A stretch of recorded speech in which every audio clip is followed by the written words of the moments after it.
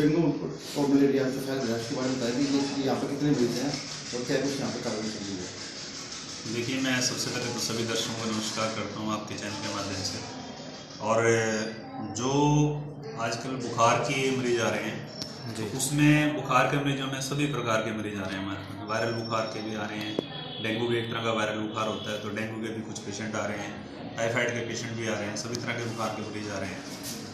Malaria लगभग पिछले 3 साल से हमारे एरिया में जो यहाँ है मलेरिया का कोई केस नहीं है। डेंगू के केसेस हर साल ही आते हैं, पिछले साल भी थे, इस साल भी हैं। तो इस टाइम पे हमारे पास सस्पेक्टेड जो है वो 3 से 4 मरीज एडमिट हैं जो जिनका डेंगू सस्पेक्टेड है। सस्पेक्टेड का मतलब क्या होता है कि बुखार आता है, उसकी पेशेंट की टीएलसी घट जाती है, उसकी प्लेटलेट घट जाती हैं, तो उसको कंफर्म करने के लिए एलाइजा टेस्ट कराया जाता है डेंगू का। तो उनका एलाइजा टेस्ट के लिए हम सैंपल लेके यहाँ से जीन भेजते हैं, वरना प्राइवेट में जो कार्ड टेस्ट करते हैं प्राइवेट लैब वाले, वो 600 रुपये का कार्ड टेस्ट होता है, पर वो गवर्नमेंट के द्वारा मान्य नहीं है। तो कार्ड टेस्ट में कई बार पॉजिटिव आ जाता है। कंफर्मेटरी टेस्ट जो इसका होता है वो एलाइजा होता है। तो एलाइजा टेस्ट जो है वो हमारा जीन से होता है। हम डेली यहाँ से 4, 5, 6 सैंपल भेज रहे हैं, तो उसमें से एक दो पॉजिटिव बीच बीच में आ रहा है। ऐसा नहीं है कि बहुत ज़्यादा केसेस हैं, लेकिन पेशेंट पॉजिटिव आ रहे हैं। तो उसमें जहाँ भी पेशेंट पॉजिटिव आ रहे हैं तो गवर्नमेंट की जो गाइडलाइन है उसमें उस घर के आसपास के एरिया में हम फॉगिंग करवाते हैं। फिर सर पिछले साल की बात की जाए और अब की बार मरीजों की लगभग पिछली बार सबकी बार ज़्यादा है फिर कम है। देखिए, मैं तो अभी 4-5 महीने से ही आया हूँ, तो पिछले साल के आंकड़े क्या थे वो मेरी नॉलेज में नहीं है। तो इस साल की मैं जो बता रहा हूँ वो ये है कि इक्का दुक्का मरीज हमारे पास डेली आ रहा है जिसकी लो प्लेटलेट है। और जो हम सैंपल भेज रहे हैं 5-6 सैंपल यहाँ से डेली भेजते हैं, तो उसमें से एक आध दिन में एक आधा पॉजिटिव आता है, एक आध दिन में एक आधा पॉजिटिव नहीं आता है। तो पॉजिटिव तो आ रहे हैं केसेस, ऐसा नहीं है कि इस मौके पर आपके पास जो मरीज है वो कितने हैं डेंगू के? मैंने बताया ना आपकी, मेरे पास इस टाइम जो है 4 पेशेंट तो मैंने एडमिट कर रखे हैं जिनका लो है प्लेटलेट, और उनका डेंगू के लिए एलाइजा टेस्ट के लिए जीन भेज रखा है। एलाइजा से जो रिपोर्ट आनी है वो भी अवेलेबल है, रिपोर्ट अभी नहीं आई। सर ओपीडी कितनी आ रही है? ओपीडी तो 400-500 ओपीडी डेली हो रही है। 400-500 400-500 पेशेंट डेली आ रहे हैं। 100-150 पेशेंट तो मैं ही देख रहा हूँ डेली। बाकी हमारे डॉक्टर्स हैं जो दूसरी साइड बैठते हैं ओपीडी में, वो देख रहे हैं, लेडीज डॉक्टर है वो अलग से पेशेंट देख रहे हैं। सर जो डेंगू बढ़ रहा है, आप उन्हें क्या कुछ कहना चाहेंगे? क्या कुछ सावधानी उनको बरतनी चाहिए? देखिए, मैंने पिछली बार भी जब न्यूज़ चैनल के थ्रू जब मैंने संदेश दिया था तब भी मैंने उसमें यही बात बताई थी कि डेंगू जो है वो फैलता है मच्छर के काटने से।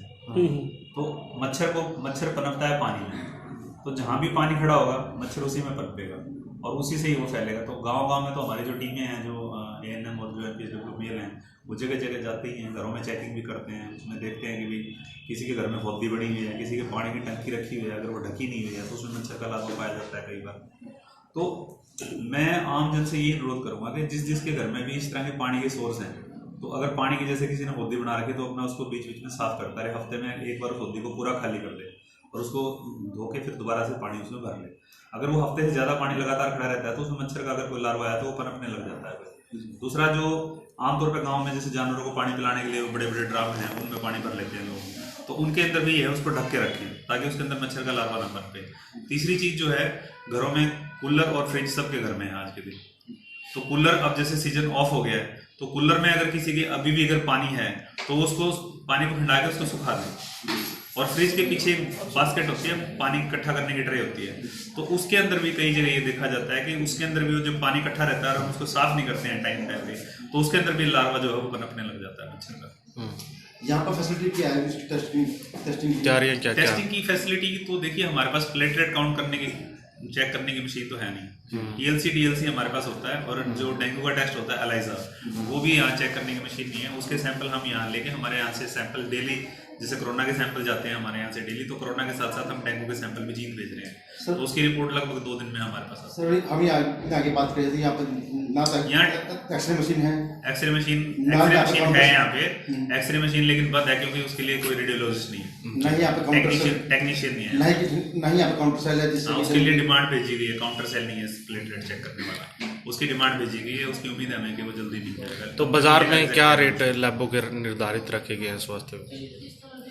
देखिए, CBC का तो 200-250 रुपये लेते हैं हमारी तरफ से। उस पर CBC पे कोई कंट्रोल नहीं है। कोई कंट्रोल नहीं? डेंगू टेस्ट के लिए कंट्रोल रेट है 600 रुपये से ज़्यादा एलाइजा का अगर कोई लेता है, उसकी अगर कोई शिकायत अगर हमें मिलती है तो उसके खिलाफ कार्रवाई की जाए। सर, एक मामला सामने आते हैं कि जिसका ब्लड रखता नहीं सकता है, जिसकी ब्लड कम होती है 1.5 लाख से 140 हो गई है, 30 हो गई, उसको डेंगू बोल के वो वहाँ पे एडमिट कर लेते हैं। उनके लिए आपकी जो कार्रवाई मैं देखिए, मैं आम जन को ये संदेश देना चाहूँगा कि प्लेटलेट जो है वो टाइफाइड बुखार में भी घटती है। अभी जैसे मेरे पास अभी एक पेशेंट आया दवाई लेने के लिए, तो उसको टाइफाइड पॉजिटिव था और उसकी प्लेटलेट थी 1,18,000 रुपये, तो मैंने तो उसको एडमिट नहीं किया। तो ये जो है ना, एक दर बैठा के इलाज करने की जो प्रवृत्ति होती है डॉक्टर्स की, वो गलत है। और मैं आपके माध्यम से जितने भी प्राइवेट हॉस्पिटल्स यहाँ पे ऐसा कर रहे हैं उनको भी मैं ये संदेश देना चाहूँगा कि अगर वो ऐसा कर रहे हैं तो ऐसा ना करें।